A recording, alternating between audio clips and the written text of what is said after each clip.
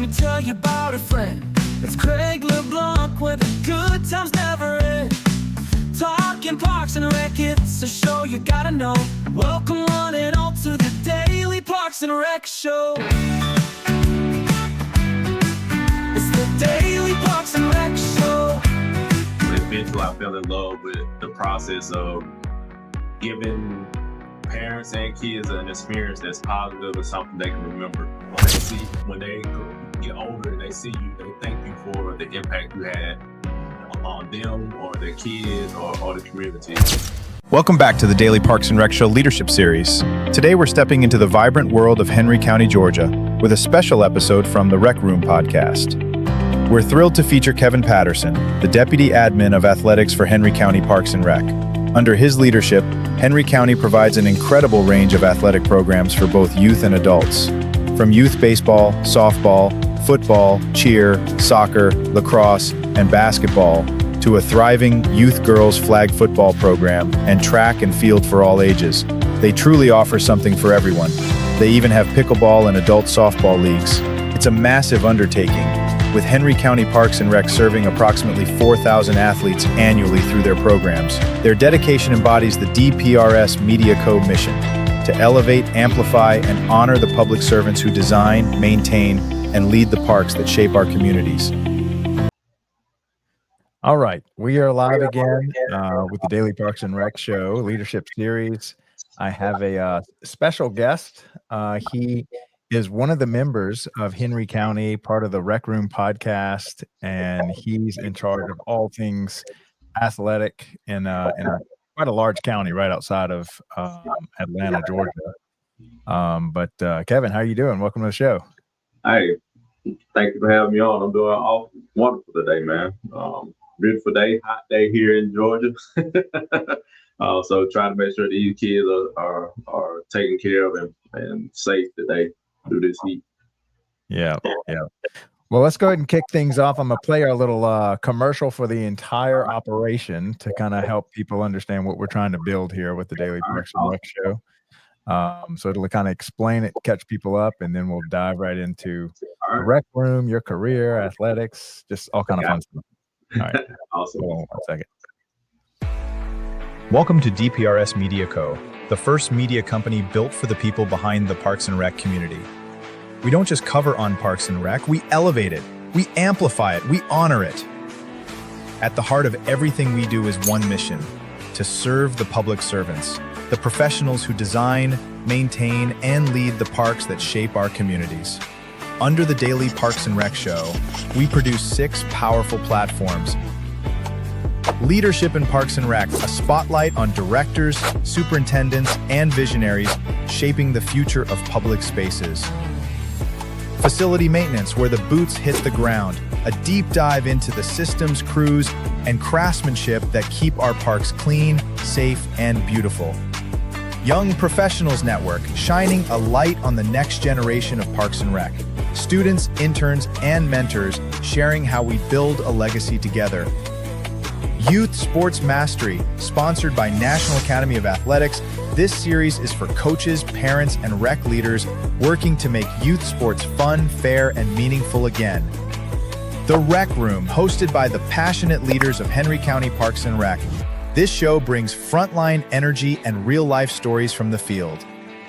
And the weekly Parks and Rec Post, our official newsletter delivering stories, insights, and community wins every week.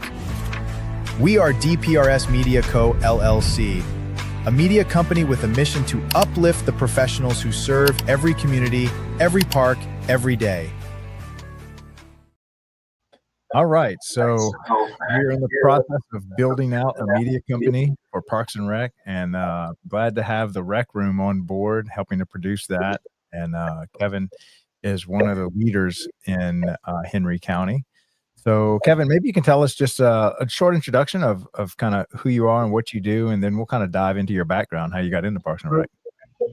So my name is Kevin Patterson. Everybody calls me KP. I'm currently the Deputy Admin of Athletics for Henry County Parks and Rec.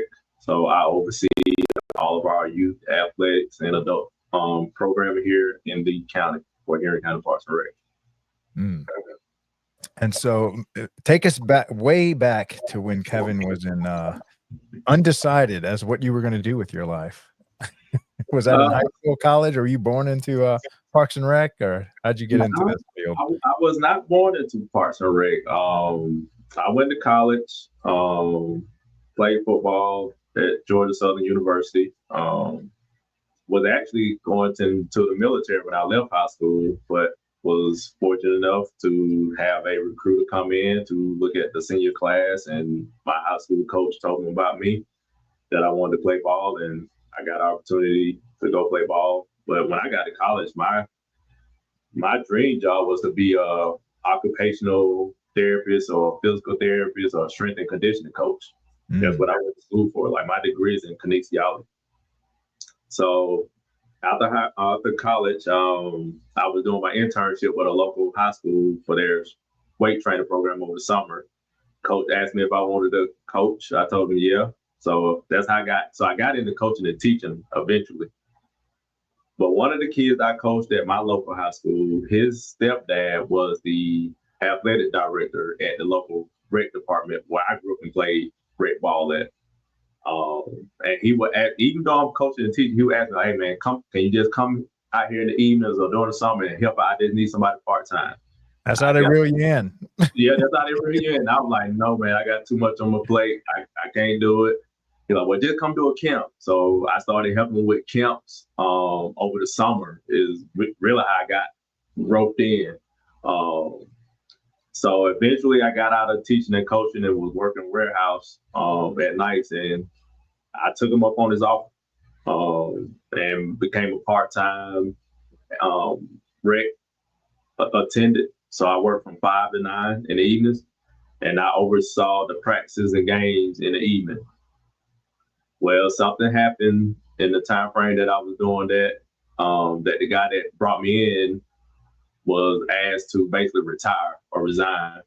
I don't know all the details, but I was offered his position as the new AD for the parks, and that took from that day on. I basically took off, growing my career in Parks and Recs in the athletic world, in the athletic department. Man, almost sounds like some backyard drug deal where they get you, just try it, just take a little. Everybody's doing it. Next thing you know, you're hooked and you're here for life. Yeah, and that's how I felt, because I did not have a clue what I was getting into. Didn't know what I was dealing with.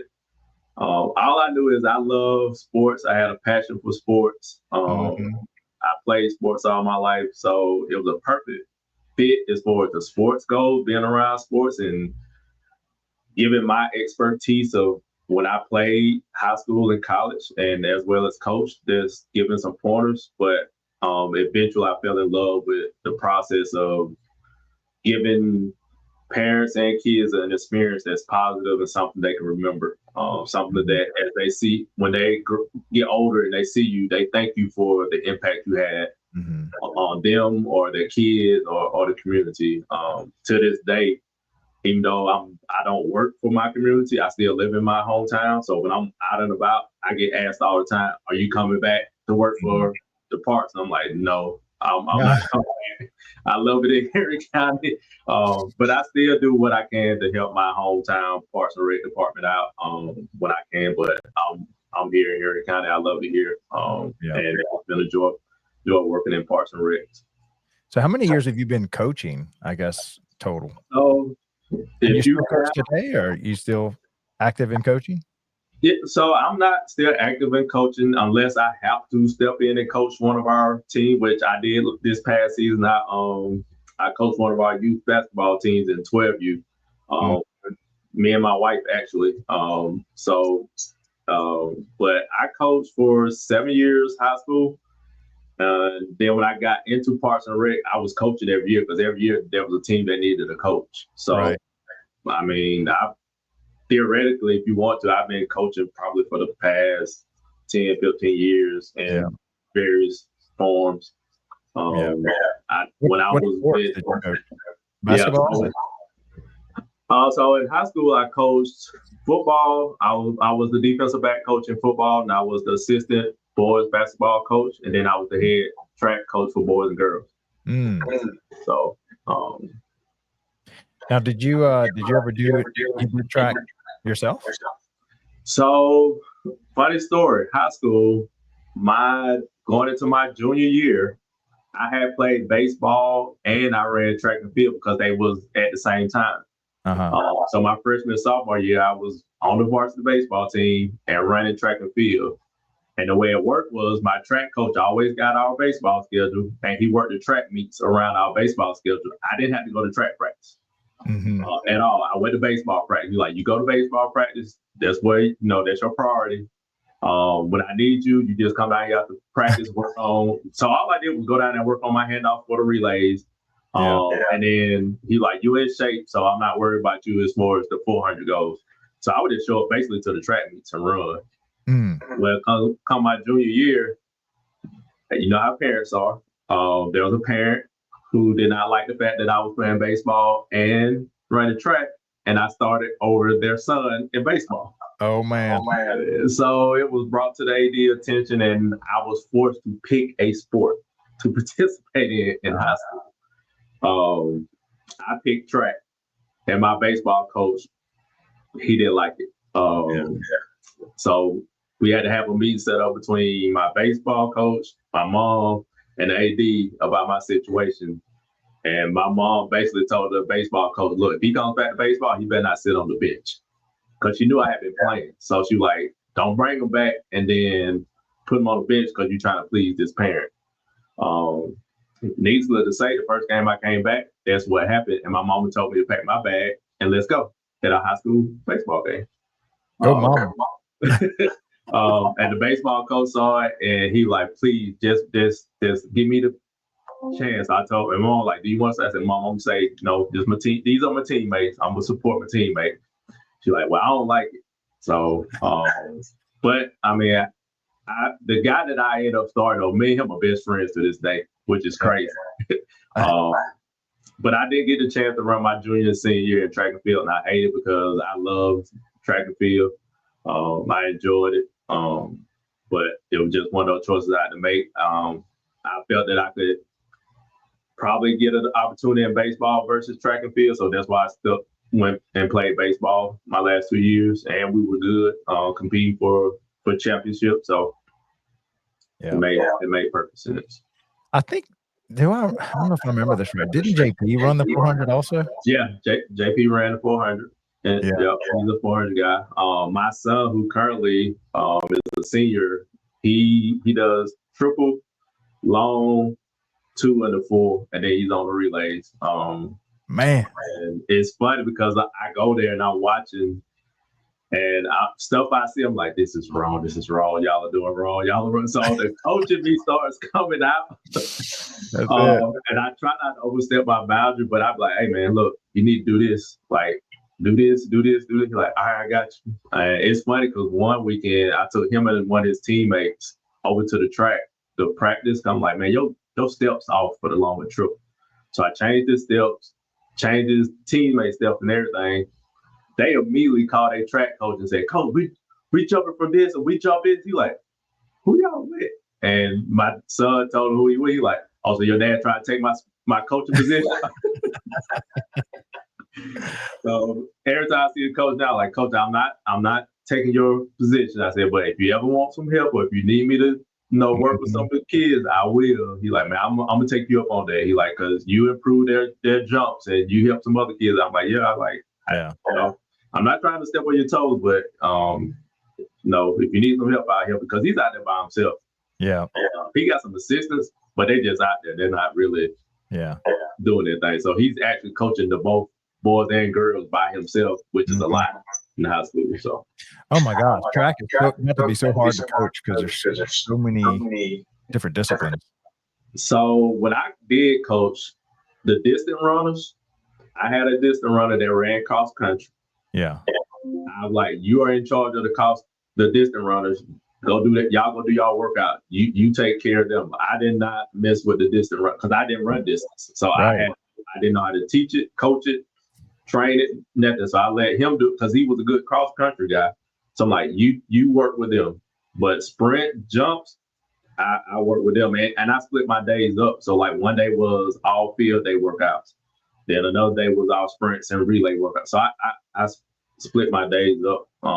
And the kids I was coaching, they started picking up on the techniques, and they could just go run and do their drills without me even having to be there. Yeah.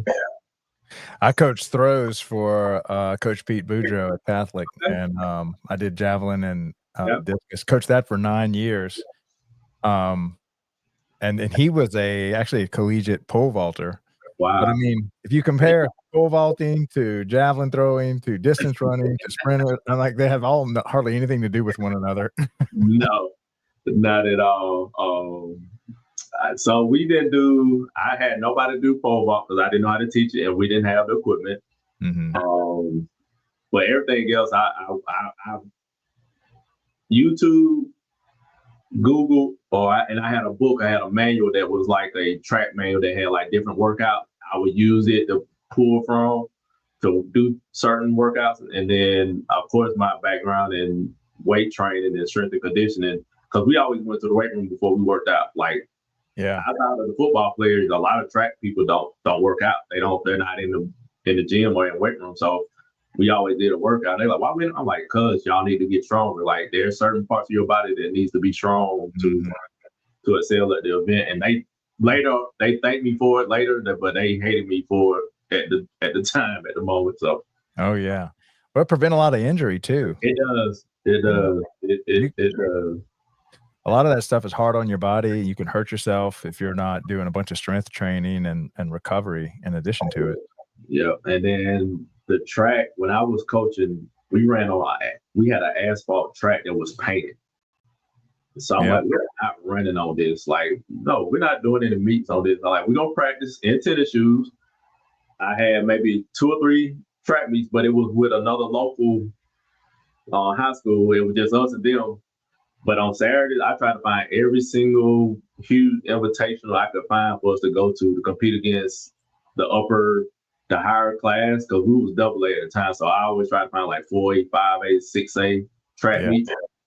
And they're like, why? I'm like, cuz if y'all go run against them, double A ain't gonna be as easy. So if we can go run and compete against them, well, I ain't worried about our region and what we got to see at state. So that's a good strategy there. Some of those big teams are just so well developed. I was on a big team. We were the division in Louisiana, and gosh, we won more state championships. I don't know. You ever heard of a guy named Warwick Dunn? Yep. He was on my track team. Yep. So growing up, I wanted to be like Warwick Dunn.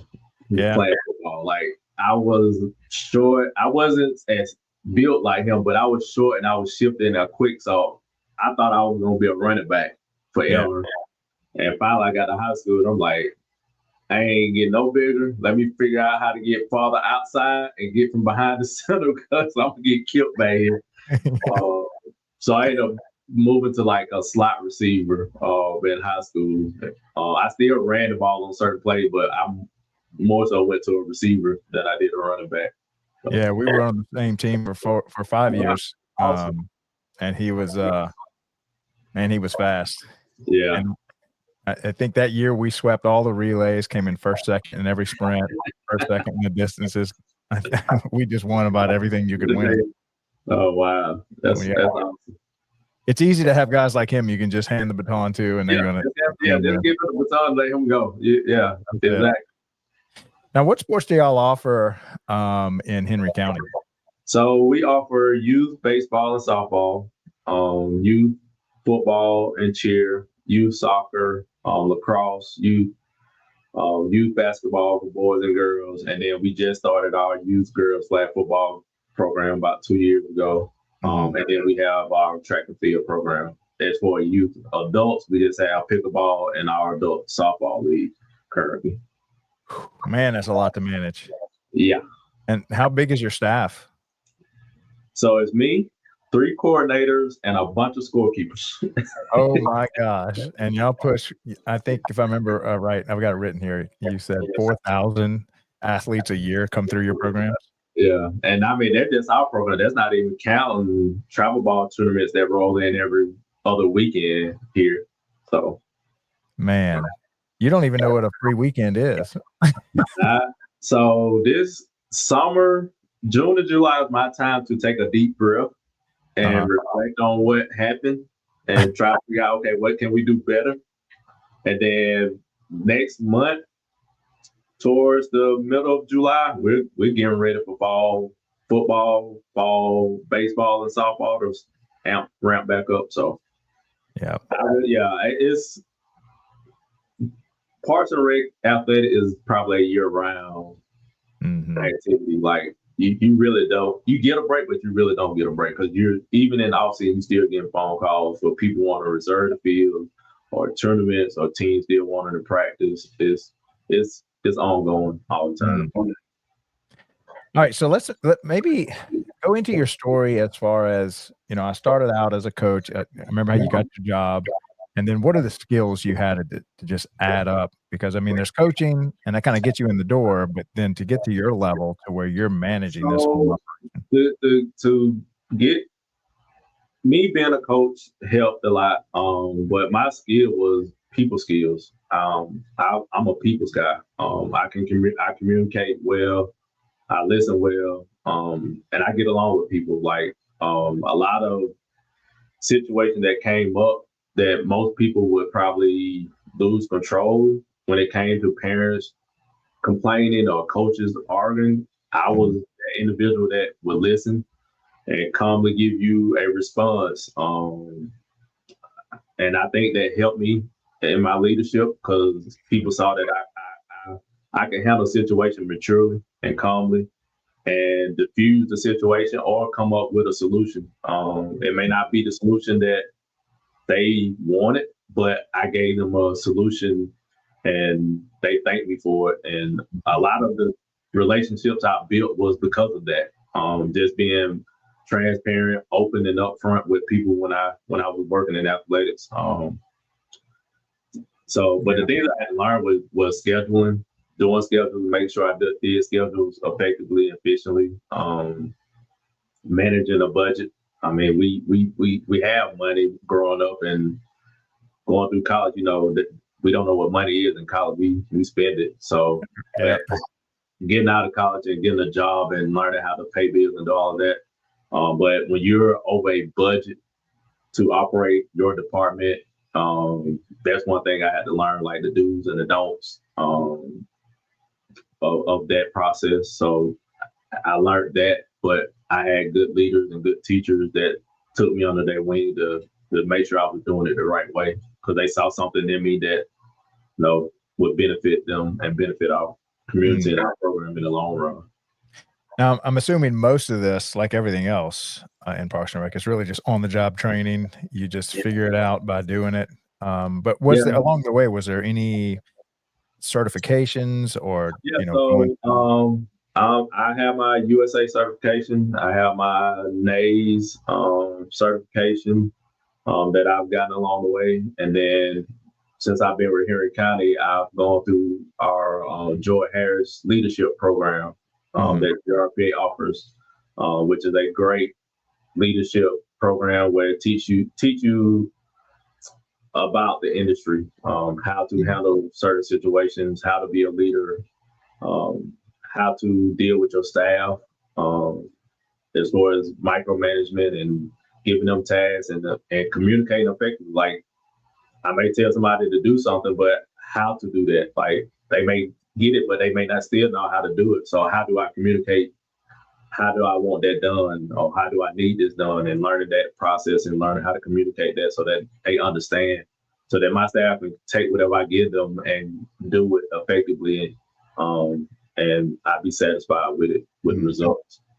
Now, are there any resources as far as somebody looking to try to, I guess, learn more or, get the certifications or Yeah, maybe through yeah. GRPA or So something like that? GRPA is our brand here in Georgia, and there's tons of resources on our website for people to go to get like.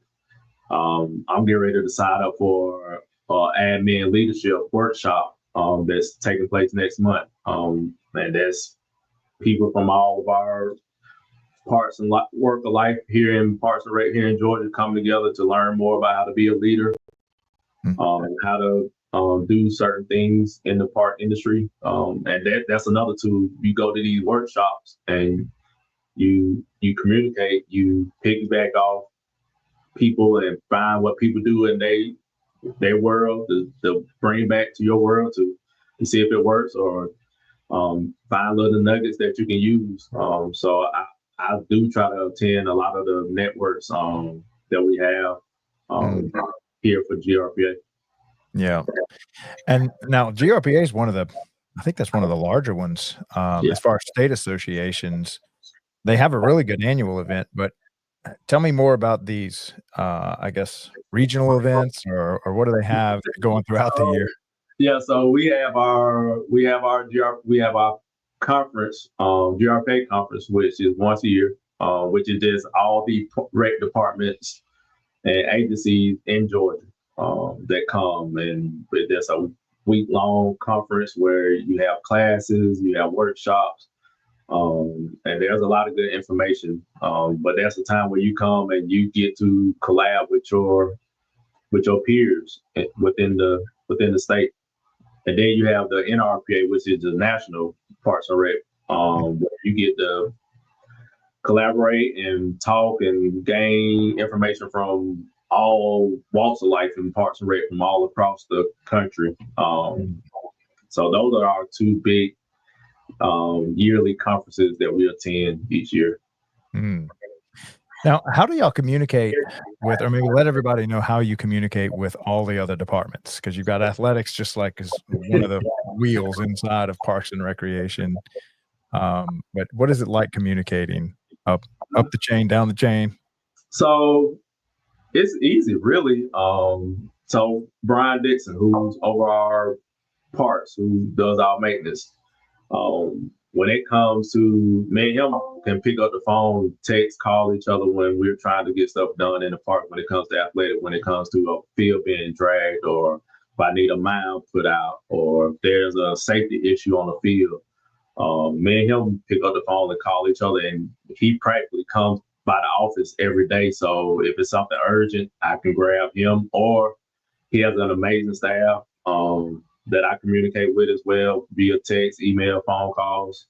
And then Thomas, if it's anything dealing with the rec centers that I need, me and him, we in the same office. So me and him always are communicating, talking.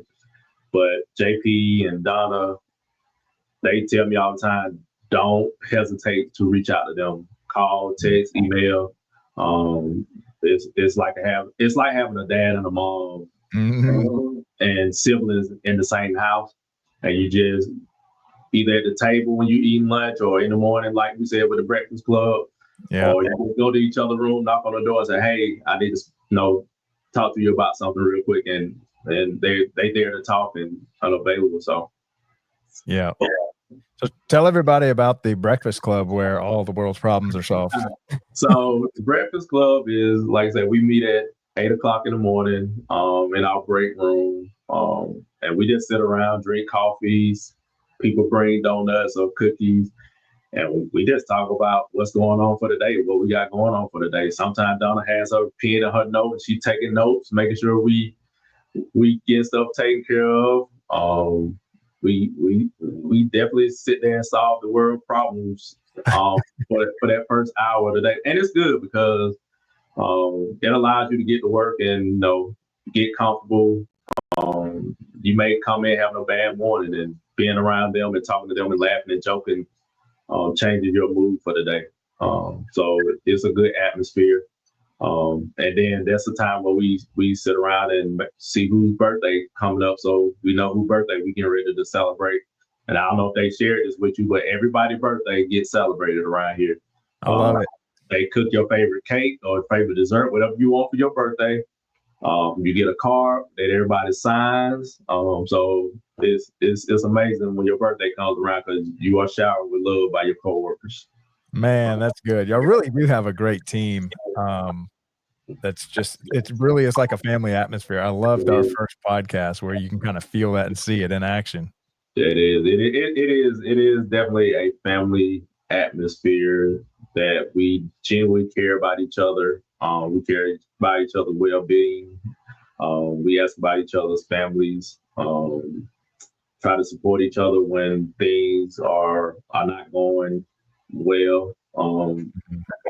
Outside of work, try to find out what's going on. How can we help or be there or support? I'm a very observant person. So if I know that you come up to work a certain way and then I see it off, I'm going to ask, hey, what's wrong, and anything I can do. And I think a lot of us are like that. Like, we can tell when each other vibes are off, and we check on each other like, hey, what's going on? Good? Yeah. Need to talk? So I think that's good that people notice, your aura and can sense when something's off, and that you need somebody to reach out to you to check on you. So like I say, it's good to have that kind of family atmosphere around. It makes working a lot easier and a lot fun because you got support. And then you can always book an appointment on, Donna's couch, where she can do some therapy session. Donna's couch, Michelle's couch. So I stay out of Michelle's office unless I need to go to Michelle's office. I do not go to Michelle's office unless I need Michelle. Michelle's office is one of those offices that when you walk into, she look at you and you like, am I in trouble? So I go to Michelle's office. It's like the principal's office. Yeah, I do my best to stay out of Michelle's office. I do my best to stay out of Donna's office too, unless I need something. Those two offices I do not like being in unless I'm going to it to ask for something. If I'm summoned to their office, I don't like going. I love it. Where did that come from? Has that always been kind of that, or was that culture already there when you showed up? Yeah, that culture, it was already here, and I sensed it very quickly when I came aboard that certain tones that they use, if it was, hey, you about to be in trouble, or hey, I need to ask you something. Like, the way they ask you to come to their office, if you're in trouble or not. Like, and it was already here, and I sensed it immediately when I got here. Like, I knew exactly, okay, I'm in trouble. Okay, what do you need? Like, I knew the difference in the tones of, hey, I need to see you in my office. There's a way they say it that lets you know if you're in trouble or not. So, all right, you have to rat on somebody. Who's gets in trouble the most? I think I already know the answer to this one. Thomas stays in trouble. Especially with Michelle. Thomas stays in trouble with Michelle all the time. How about Brian? Is he well behaved? Brian is well behaved. See, the good thing about Brian is he's outside all day. So only time Brian gets in trouble is when, not really he don't get in trouble, but Brian spends a lot of money, but he has to make our parts look the way they look. So every now and then Brian gets a little slap on the wrist about, hey, slow down, with the spending back off. But Brian doesn't get in trouble that much because he's always outside. Brian is able to get out of trouble by planting flowers that Donna likes in the park. That's the way. That's the way to Donna's heart is make the parts look real pretty, and Donna's happy. And then with Michelle, making sure that projects get done or things get set up in a timely manner, and he's on Michelle's good side. So yeah. All right, so we're at the halfway point. I usually play a little commercial for one of our other shows. Okay. I've been playing the one for Youth Sports Mastery, which is tomorrow. That's a weekly show every Thursday, 1:30 p.m. Eastern, where we talk all about youth sports. Aaron Locks is the host for that one. So let me play that, and maybe we can chat a little bit about coaching. All right, awesome. At DPRS Media Co., we don't just create content. We elevate community through storytelling. Now, we're proud to introduce the newest addition to the family. Welcome to Youth Sports Mastery, the podcast where champions are shaped, not just on the field, but in life. Hosted by National Academy of Athletics founder Aaron Locks. Youth Sports Mastery dives deep into how youth sports can empower kids, strengthen communities, and build leaders. From coaching culture to recreation strategy, and from player development to parent impact, every episode brings game-ready insight from the people making it happen. Youth Sports Mastery goes live every Thursday at 1:30 p.m. Eastern Standard Time. Only on the Daily Parks and Rec Show, sponsored by National Academy of Athletics and powered by DPRS Media Co. This is where purpose meets play.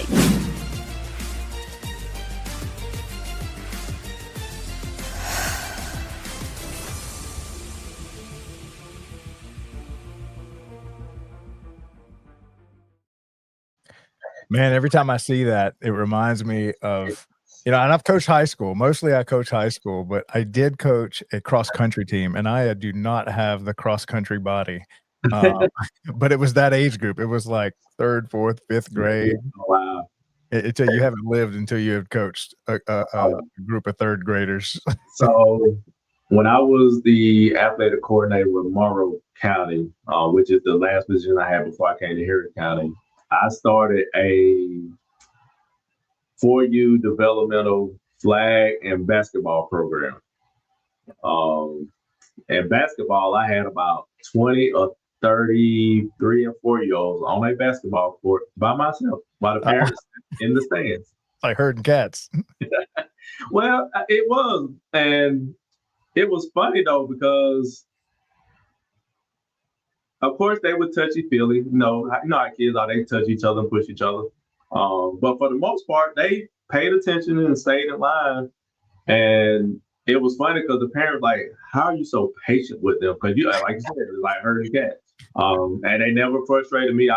We had a good time. But parents would always come up to me like, how do you do it? Like, how are you so patient with them 3 and 4-year-olds? Like, you don't get rattled, you don't yell, you out here having a good time.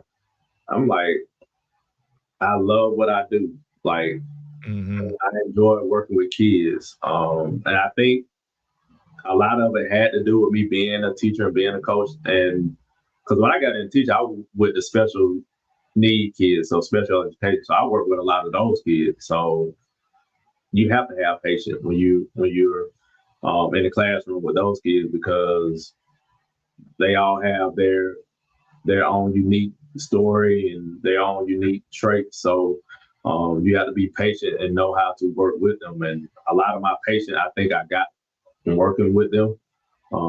And nothing excites me more than seeing a kid, especially a 3 or 4-year-old, dunk a basketball. Because that's something I would do. Like I would literally pick them up and let them dunk the ball in the basketball goal, and they jump up and down, and it just made that day. But yeah, working with 3 and 4-year-olds is like herding cats, and you have to have a lot of patience. That's probably what Donna's saying every day. Working with 3 and 4-year-olds sometimes. Yeah. So what are you trying to teach on those days? Like, how do you coach that young group? What are the kind of the So for that age group, it's simple skill set. Just dribble the ball, like keep your hand on top of the basketball. Just that one simple. I mean, you don't have to dribble it and keep dribbling. I just want your hand on top of the basketball when you dribble it. And getting as close to the basketball goal as you can and shooting the ball up against the square. Because 99.9% of the time you hit the square on the backboard, the ball is gonna go in the goal. Just getting them in that mindset. Like I say, that's mainly all we did was learn right hand dribble, left hand dribble. Like I had cone maybe from the baseline to the free throw line for them to go to and back. And then they would line up and they all would just shoot either a free throw, and then we got on right hand side, left hand side, learn how to shoot the ball off the backboard. And then the last 10 minutes, I just threw the ball out there and let them go at it, let them have fun. But just those little small skill sets of keep your hand on top of the basketball, learning how to dribble with your right hand, learn how to dribble with your left hand, and learn how to shoot. The technique and the form of shooting. I still see it today with some of the older kids that they don't know how to dribble left-handed. If they're right-handed, if they're left-handed, they don't know how to dribble with their right hand. So they are dominant-handed with the basketball. Right. And nobody knows how to do a left-hand layup anymore. If you're right-handed, you don't know how to do a left-hand layup. If you're left-handed, you don't know how to do a right-hand layup. And I'm like, how did this skill get lost? Yeah. What happened to this skill set? Um, so and then like when I was coaching the 12U team, every practice, coach, we go scrimmage. Coach, we go scrimmage. No, we're not scrimmaging. We're gonna work on this. Yeah. We'll scrimmage the last 10 minutes, but right now we're gonna work on fundamentals. They want to play. Yeah, they want to play. And you can ask any of my kids. Our first 30 minutes was spent on defense. Mm-hmm. I'm a defensive guy. If I can hold you to 2 points and I score 3, I win. Yep. So they didn't like it, but once they realized that our defense was our strength when we were playing, they started buying into the practice. Because a lot of games we won it on defensive side of the ball, like getting turnovers and pressuring the basketball. So I'm not I love offense, but I'm a defensive guy. I like creating turnovers and creating havoc for the offense. Anybody could. I have the mindset of anybody can make a layup and anybody can shoot a free throw. And my philosophy is get to the basket, make a layup, and get to the free throw line. I can care less about a 3-point. I can care less about running a set offense. My offense is a motion offense. Like we're constantly moving, setting picks. Like that's my offense. And if you got an open shot, you take it. If you got an open drive for a layup, you take it. If I find a defense that's aggressive, attack, get to the foul line. Now, what do y'all offer for the different age groups? If you've got like the young kids, but you have something for high school as well, or you kind of lose the high school age? We stop currently with basketball. We stop at 17U. That's the highest we go with basketball and baseball. We offer up to 17U. The younger age group in basketball, the youngest we go to is 6. We don't do a 3 and a 4-year-old age group here in Henry County. We start at 6 in basketball. And baseball and softball, we do offer. It's called Wii Ball. Basically, it's your T-ball. They just call it Wii Ball for the 3 and 4-year-olds. That's the age group they start at, and it's a parent-driven program. Like the parents are on the field with the kids, and their games or their practice is maybe 45 minutes, if that, but no longer than 45 minutes because, like you said, the attention span of a 3 and 4-year-old. After that, they're picking that grass or playing in the dirt. Soccer is the same. They start with 4-year-olds, and soccer goes all the way up to like into high school kids with their soccer program. And then football, we start at 5 and go to 12. After 12, we don't have any youth football. Those kids are getting ready for middle school. Now, on the U Sports Mastery Show, we talk a lot about how it's important to coach especially the non-athletes, because most of the kids that come through your program, you can almost say all of them are not going to be these D1 athletes that get scholarships and stuff. But you certainly wouldn't want to cut off 99% of the population from all the valuable life lessons that are learned on the court, on the field. Like I had a dad call me yesterday. Son never played baseball. Want his son to play baseball, so he was asking about the program and what he needed to do. And I gave him the website to go to sign his kid up. And he called me probably 5 times after I gave him that website, just asking questions about the difference in the program and the glove, the bat, the ball, like just wanting to know. So kids like that, this kid has never played. This is gonna be his first year playing. So I just told the dad, I said, look, at any point during the season, you need something or you need some assistance, please call. Because I don't know what coach he's gonna have and what that coach is gonna be like. And I told the dad that. So I hope he has a good experience, but I also don't want a bad experience to deter him and his son from continuing to play. So if I can do something to help out during that process, I'm gonna step in and do what I need to do to help out with that process. But that's the things I like to do is try to help parents out and give them as much information as I can, especially if they're new to the sport, to let them know what is about to happen or about to take place. and then just help them once the season starts, as best I can, and be a resource to them throughout the season until they feel confident that they know what's going on and they can handle it from there. Any secrets or tips on how to deal with or how to work with parents? So when I first got into Parks and Rec and into athletics, I was with two small agencies.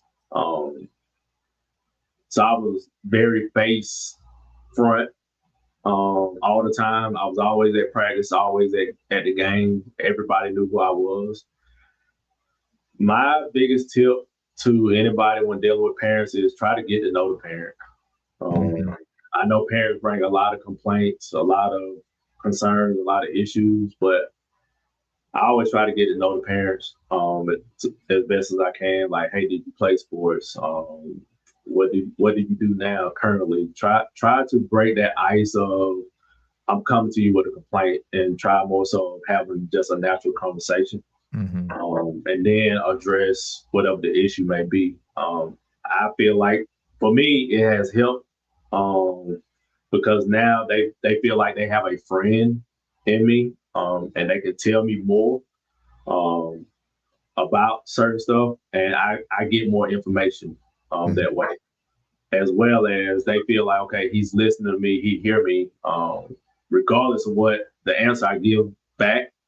They feel like they've been heard and that I listen. And usually they call me back saying, hey, I just want to follow up with you on this, or hey, thank you for taking the time to listen to me and seeing what you can do about this situation. I had a parent last year doing football. There was a couple of players that was playing that shouldn't have been playing. They were too old, and they were playing in the league.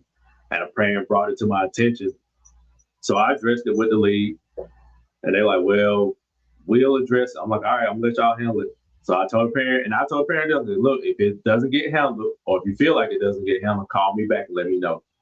Sure enough, she called me back and she's like, "These kids are still playing." I said, "Okay, I'll deal with it." So I got in contact with the league, the league board, and said, I need for y'all to pull these kids' birth certificate, school record, and any other identification you can, because we need to find out if these kids are legitimately too old or in the right age group. Come to find out, one of them was good. The other three were illegal. They had people know how to augmentate the birth certificate now. So that's the birth year. But what they don't realize is the code at the top of your birth certificate actually has the exact year that you were born in it. So those two years don't match, something's off. Yeah. So when I was looking at the birth, I'm like, hold on, these years don't match. And then I started going through the school record. I'm like, these kids are too old. These kids don't even supposed to be playing. So I sent in my recommendations along with what I found, and they removed the kids. Of course, their parents and their coaches weren't happy about it. They tried to protest it. And they can protest. I come to the protest and show evidence of these kids are too old. And it's funny how parents will try to lie just because they want their kid to play. Yeah. I'm like, but that parent appreciated me going that extra step to assist in a safety issue, because at the end of the day, that's what it was. You had older kids playing with younger kids, and they shouldn't have been playing with those kids at all. Now, how do you engage the parents as far as coaching, officiating, even working concessions? Because I know you'll have a lot of volunteer coaching parents and stuff like that. Do. We try to have so at the beginning of every season we try to have a coaches meeting or a volunteer meeting, just to go over rules, policies, and procedures, and then there's throughout the season, me and my staff, as that's along my scorekeepers. We are out in the parks. Like we are in the parks. We walk around. We make our presence felt. So when there's issues going on at the parks, there's somebody from my staff or from my team that's there that they can go to say, hey, I got this issue over here at this field. And we can be there right then and there immediately to address it. In certain situations, there are situations where sometimes we're not there. A lot of the coaches and a lot of our board members from our youth associations, they have my cell phone number. They know they can call me. I ain't gonna say at any time, but during playtime, we call it, when parents and kids are playing, but I'm technically off from the office. They know they can call me and talk about any issues or any concerns, and usually I can address it over the phone. But if not, I'm like, hey, shoot me an email first thing in the morning, and I'll give you a call. We can discuss this and get it worked out. I'm one of those that within 24 to 48 hours, I want to have something, a resolution or answer to whatever took place. I don't like things to linger weeks or 2 weeks. I want to try to get things rectified within 24 to 48 hours if possible. And most times I do that and able to do that with effective communication with all parties involved. Yeah. How many parents do y'all have active in your whole? Is it like 100 parents, or I'm just trying to get a roundabout number? I mean, let's say one of the baseball association, they had 330 participants in their baseball program. So I do that in multiple times too. Even if they don't have a 2-parent home, I take that and multiply it by 2, and that's pretty much I come up with how many parents we have in just that program alone.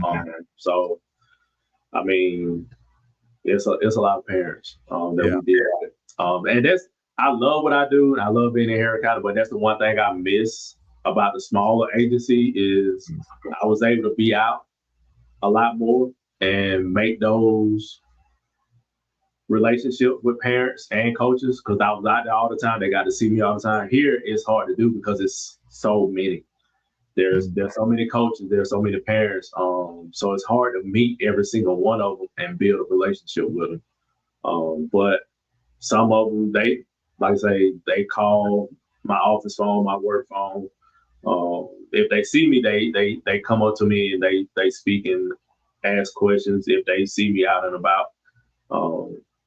But that's the one thing I do miss is that inner relationship I did have with parents and coaches at small agencies that I don't get to have here in Harris County because we're so big. I just got to be everywhere all the time. So how important it is to delegate, I guess now that you have your athletic coordinators that you're working through, you're really having to empower them to do so much because you just not enough of you to go around.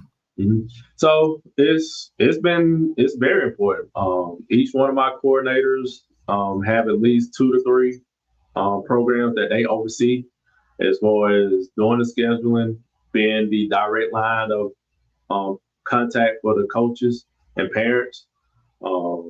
They are the first line of defense when it comes to concerns or issues. And then it comes to me. I'm more of the last resort for them,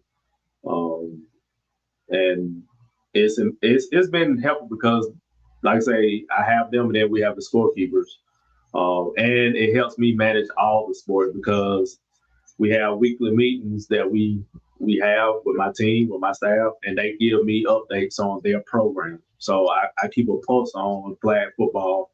I keep a pulse on baseball, softball, adult softball, basketball. Like I hear about all the programs in our meetings of what we got going on, what issues we have or concerns we have that we need to address. It allows me to be more freely, if you want to say, to just maneuver around through all the parts and through all the programs and not be so focused. Okay, it's baseball season. I got to focus on just baseball. Well, no, I can focus on baseball, softball. I can focus on football as well because I got coordinators overseeing these sports, and now I can just bounce around from all of them and check in where I need to check in at. Yeah. Now, do you ever get to work with any of the interns that are coming through y'all's system? I do. I get, matter of fact, one of my coordinator was an intern. He came in as an intern, and now he's one of my athletic coordinators. But even the coordinators that Thomas and Brian have, I get to work with them at some point. They get to see my side of the athletics world a little bit. And that's the one thing we try to do with all the interns. We try to let them see all the different departments and the different aspects of Parks and Recs. You never know what they have a passion for, so we want to expose them to everything possible. But yeah, I do get to hang out with some of the interns and work with some of them when they come on board. All right, so as we're kind of coming to the end of the show, we'll get you to do kind of a tradition here, but if you imagine you have a whole classroom of undecided high school, college kids, don't know what they're going to do with the rest of their life, give a testimony or sales pitch to for the industry to these undecideds. For those of you that are undecided about your future endeavors, let me tell you about working in Parks and Recs. You have the opportunity to impact your community every single day of your life by doing something great, whether it's community service, whether it's offering programs to undeveloped program populations, or working in sports and showing kids the great opportunities of playing baseball, softball, basketball, soccer, or just being out and taking kids and reading a book in the park. But you have an opportunity to make a huge impact on your community every single day that you wake up and come to work. And why not have a career in Parks and Rec? I love it. I love it. You know, a lot of times people wait till the end of their life to start saying, you know, what's my legacy? How can I start working for, giving back? But on day one, if you start at 20 years old, you're giving back from day one. Day one in Parks and Rec, you're giving back to your community. Every single day you get to wake up and come to work, you're giving back, and you have the opportunity to make a huge impact every single day. And not only a huge impact, you get to make partnerships and relationships every single day that you get to come to work in Parks and Rec. So it's amazing. And so what kind of, see how I phrase this, but what did that make of you as a man along the way? Like putting yourself on this journey for this many years, talk about the evolution of who you had to become to do this job. For me, it was making connections.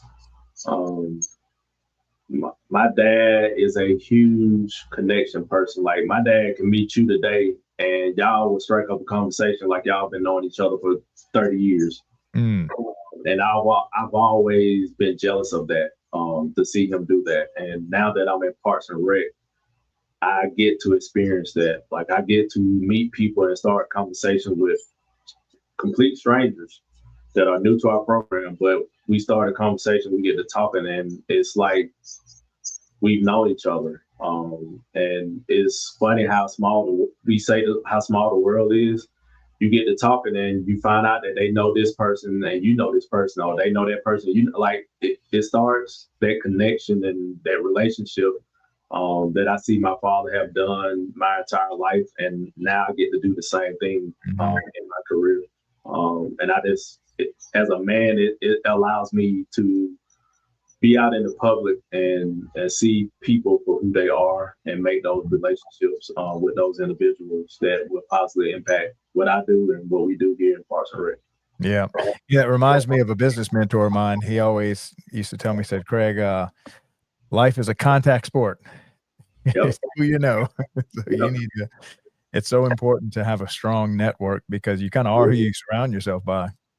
Yep, it is. Like I said, just I got forwarded an email that somebody sent to Katrina, and it was the Atlanta Dreams from the WNBA trying to make a partnership with us to do a girls basketball clinic, and we're doing our first one this coming Saturday. And it just that interaction So stuff, things like that, I look forward to each and every day, just to make a connection and see how we can collaborate and make things happen for our community. Yeah. All right. So I have a question for you from our previous guest. All right, And then you got to leave a question for our next victim, got you. Laura. So I'll give you two questions. One of All them right. is, how do you see employee engagement and create a positive culture in your part of the department? And then the other one is, what color in a crayon box would you be and why? So I'm gonna do the crayon first because that's easy. My favorite color is blue. Mhm. I love the color blue. You wake up and you see a blue sky. You come outside, you see a blue sky. Um, I love blue water. The color blue just it's calming to me. So Mhm. blue, I will be the color blue in a crayon box. As far as my staff, um, we do a lot of team building exercises. Whether it's playing video games in the conference room or if it's um, taking a piece of paper and you drawing the person what you think the person across your coworker across from you look like, and you just keep passing the paper down and you keep shifting down to the next person, and just simple little activities that we do to build bond amongst each other and create a positive atmosphere amongst each other. We recently went to the escape room as a staff and worked together to get out of the escape room. So doing things like that help build our bond and our team stronger here. So Yeah. All right. So what question do you want to leave for our next guest?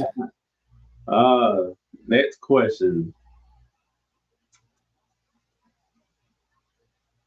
If let's see here, what question? If you can go back to your high school self to tell them what kind of career Parks and Rec would be, what would you tell them? All right. If you could go back to your high school self to tell, what was that last part? What a career in Parks and Rec can be for them, what would you say? Oh, I like that one.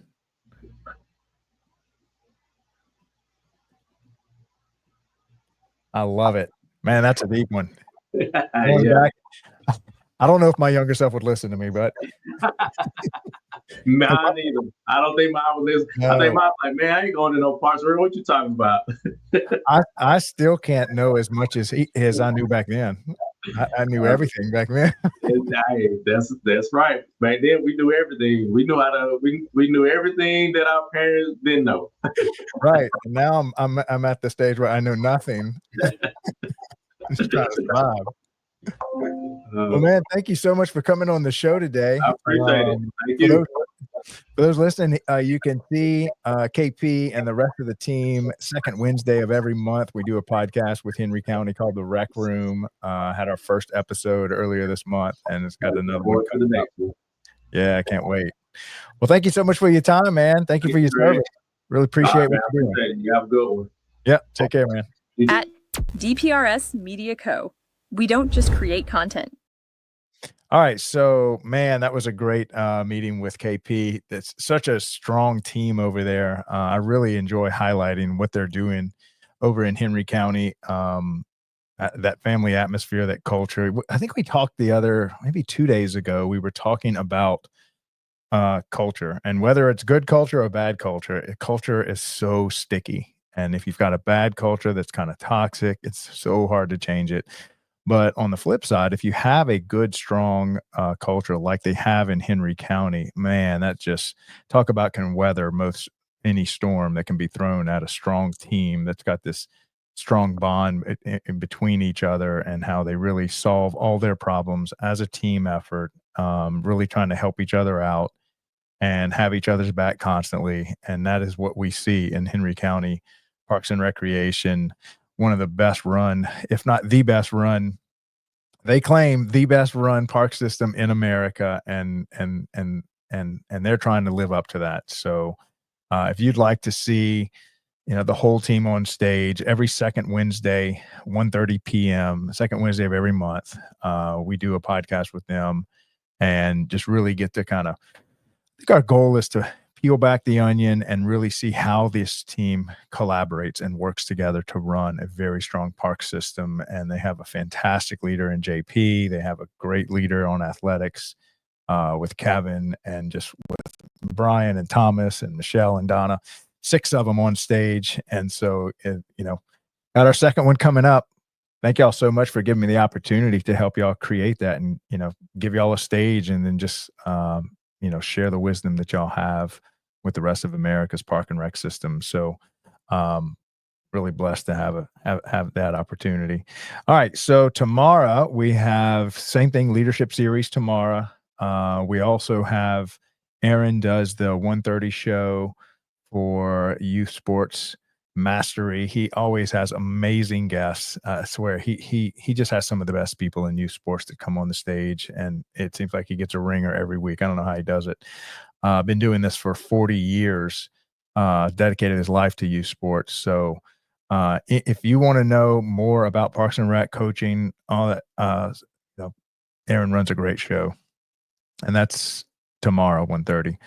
And then we have a really good episode coming up this Friday for the Young Professionals. Our Young Professionals Network show really starting to take shape every Friday, 12 noon Eastern. So love highlighting all things with the young professionals in Parks and Recreation. There's so much to cover here. And if you happen to have a really good internship program, which, by the way, Henry County has one of the best I've ever seen. And they hire so much out of that internship program. Matter of fact, when we had our show, 2 of them were kind of, hopped on camera for a little bit, and we got to talk to some of their interns during the show. But I really need to get them on that show I think I'm gonna get Thomas on that Friday show. Wait, excuse me, he is scheduled to come onto the show. I saw that happen this week. So he's going to have some of his interns. Thomas is one of the leaders at Henry County, but they have such a strong internship program. So if you're looking to try to launch or develop or get some ideas around a strong internship program where you can involve people from college that are looking to do an internship at Parks and Recreation, I don't think you can find a better, you'd be pressed to find a better example than Henry County on internships and them just pushing lots of interns through, introducing them to the Parks and Rec community, and then hiring them. Like, I need to ask them how many interns they've hired, but it's a substantial amount of their staff that they pull from when they're recruiting new and fresh talent. So great example there. All right, so that's all I have for y'all today. Thank y'all so much for attending the Daily Parks and Rec show. This is Craig LeBlanc, the doorman, and we are excited and happy to produce the world's best media company for Parks and Recreation here every day, and trying to produce 2 to 3 hours of live content for the Parks and Rec community. It's an honor to serve y'all. Love you guys. Y'all take care. Bye. Welcome to DPRS Media Co., the first media company built for the people behind the Parks and Rec community.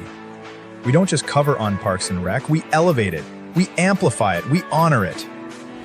At the heart of everything we do is one mission: to serve the public servants, the professionals who design, maintain, and lead the parks that shape our communities. Under the Daily Parks and Rec show, we produce 6 powerful platforms.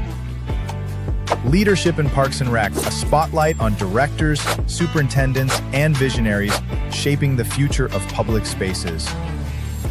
Facility maintenance, where the boots hit the ground, a deep dive into the systems, crews, and craftsmanship that keep our parks clean, safe, and beautiful. Young Professionals Network, shining a light on the next generation of Parks and Rec. Students, interns, and mentors sharing how we build a legacy together. Youth Sports Mastery, sponsored by National Academy of Athletics. This series is for coaches, parents, and rec leaders working to make youth sports fun, fair, and meaningful again. The Rec Room, hosted by the passionate leaders of Henry County Parks and Rec. This show brings frontline energy and real-life stories from the field. And the weekly Parks and Rec Post, our official newsletter delivering stories, insights, and community wins every week. We are DPRS Media Co. LLC, a media company with a mission to uplift the professionals who serve every community, every park, every day.